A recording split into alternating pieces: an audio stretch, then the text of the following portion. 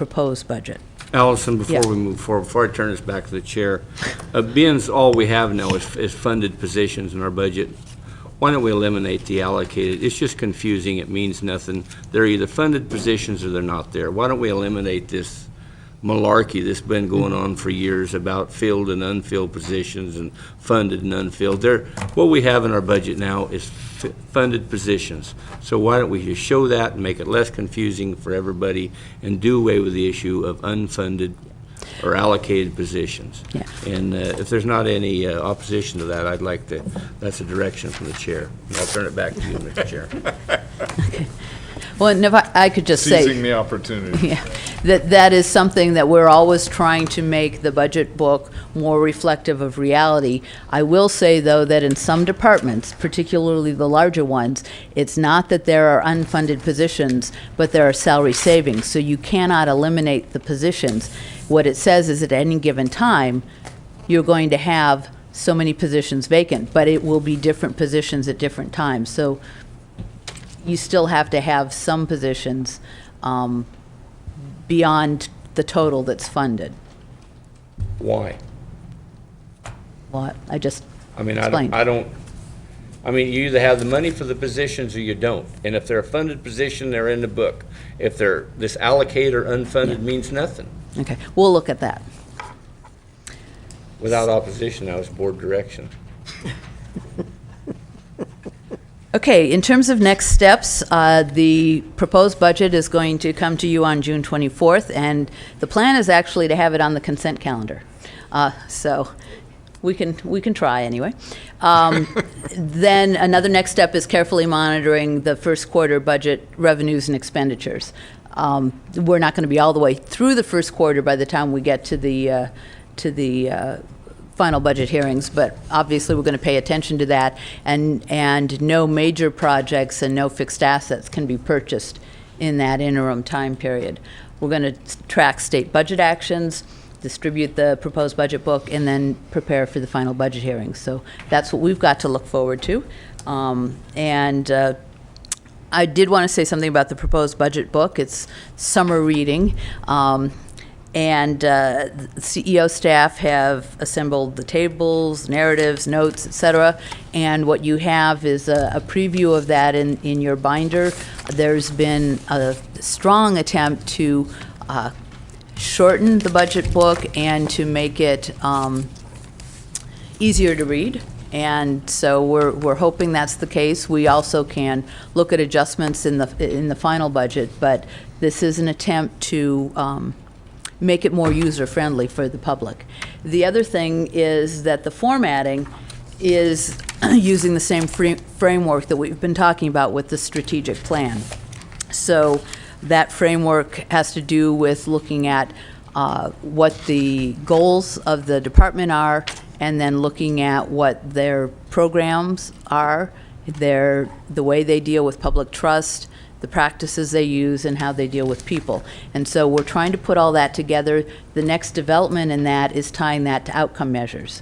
And so this is all part of a long-range plan of tying performance with the budget. And so we're making our steps towards that. So just for some levity, I found a picture of a bridge because, as you all know, Tom's theme for this year is bridges. So this is someone bungee jumping from a bridge. And, you know, there are times that dealing with the budget feels a little bit like, I imagine, because you'll never find me on one of these, bungee jumping to be like. But in point of fact, the budget is paper. We're trying to bridge possibly troubled waters here with the budget book, with the information, and with the process that we've used, and the discussions with the department heads. And the goal here then is to have a sustainable bridge. I thought maybe this was kind of Mendocino County.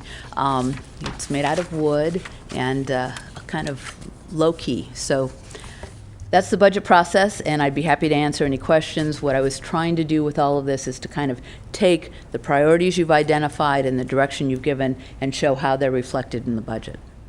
Allison, I believe that is a good picture of Mendocino County. I believe your first picture is a picture of the state of California. Right, that may be. So, just for clarification, Supervisor Delbar first. in your balancing techniques here, it said held the line on capital projects and fixed assets. Looking at the fixed asset schedule, I hate to see what it was if we weren't holding the line. It's a good I point. assume you went through these, or somebody went through these from the executive office and really scrutinized what was very, very necessary, like $25,000 generators and things like that. Right. That There, we can't there, live without.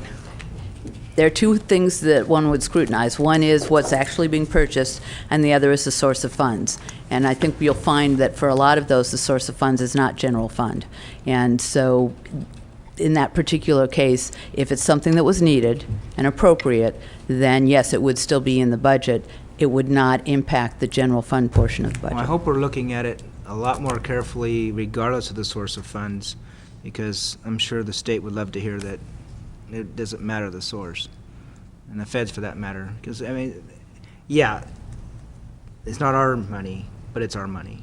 No, it is our money. And The point that's- is, it's, I'm just, yes. there was one could interpret the comments to mean they're not general fund, so it's okay to buy them, and my standpoint is it's still a taxpayer dollar that needs Absolutely.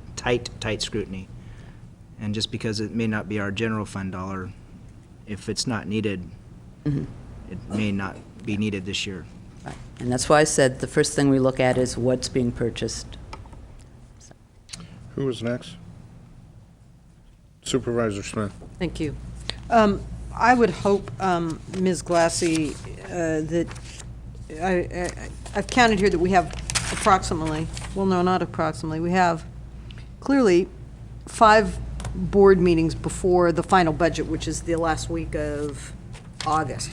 So in the, one of the last slides where you talked about the next steps, I think it would be great to give the board as much substantive budget information building up to the final budget, so we don't just drop the budget discussion now and then take it up when there are, quote, final numbers. And I think it would be very good to be giving us weekly updates through all of the subsequent board meetings to today, building up to that budget discussion, so we've got information and it's not all just coming in at the end of August. As we get state information, I think it ought to be passed on to the board. You ought to be giving us your ideas about how what your best estimate is at the time of how this is going to impact the bottom line numbers, what your budget balancing strategies are as the summer moves forward. I just think we need to continue to have this discussion and talk, even maybe have a discussion of final numbers, and continue the quarterly reports, and get a quarterly report when the budget concludes, and bring that forward to us in August. Because we have 3 meetings in August before the final budget. So we have information to digest prior to the final adoption. We will provide you with whatever information we've got. Definitely on any state budget actions, that will pass on as quickly as we get it, and any potential reactions to that. In terms of what would